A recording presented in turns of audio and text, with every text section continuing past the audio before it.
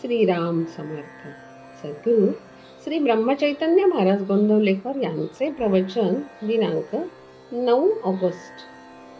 ज्याला समाधान तो भाग्यवान. ज्याचे हवे पण जास्त असते तो गरीब जाणावा आणि ज्याचे हवे पण कमी असते तो श्रीमंत जाणावा. परमार्थी म्हणजे भिकारी असे ज्याला वाटते त्याला श्रीमंतीची खरी कल्पनाच नाही. ज्याला नेहमी समाधान वाटते तोच खरा श्रीमंत. आमचा आधार पैशाचा तो आज आहे आणि उद्या नाही. पायात जिथे डळमळीत तिथे इमारत कुठे पक्की होईल.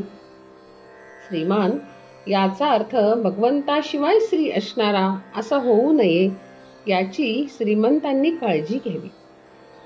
खरे म्हणजे समाधान हाच खरा पैसा, हीच खरी श्रीमंती, हेच खरे भाग्य आणि हेच खरे ऐश्वर्य होय.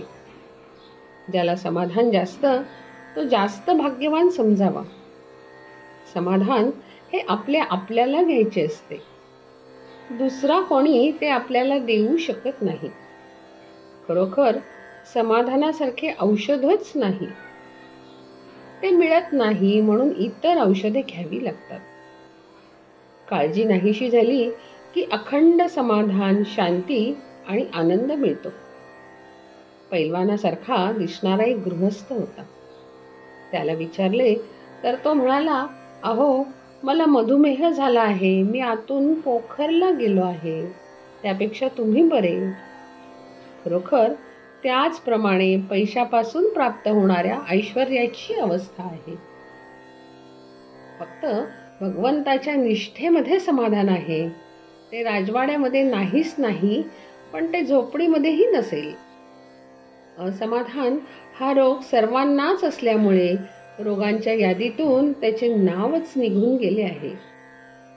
सध्या जगात पुष्कळ सुधारणा झालेल्या आहेत, पण त्यांनी माणसाला समाधान मिळालेले नाही. जीवन सुखी न होता मनाला जिच्यामुळे हुरहुर लागते ती सुधारणा कसली? व्यक्ती काय किंवा समाज काय याची सुधारणा घडवून आणायला चित्त स्थिर झाले पाहिजे. चित्ताची ही स्थिरता धर्माशिवाय येणे शक्य नाही. हल्लीचे तत्वज्ञान नुसते अभ्यासी आहे, अनुभवाचे नाही. म्हणून त्याने खरे समाधान लाभणार नाही. खरोखर प्रत्येक जीवाला भगवंताची तळमळ लागली पाहिजे. भगवंताशिवाय जो राहतो त्याला सुखदुःख येते, आणि सुख म्हणजे तरी काय? दुःखाची कमतरता ते सुख. राजापासून रंकापर्यंत प्रत्येकाला काहीतरी मिळावेसे वाटते, म्हणजे प्रत्येकाला काहीतरी कमी आहे.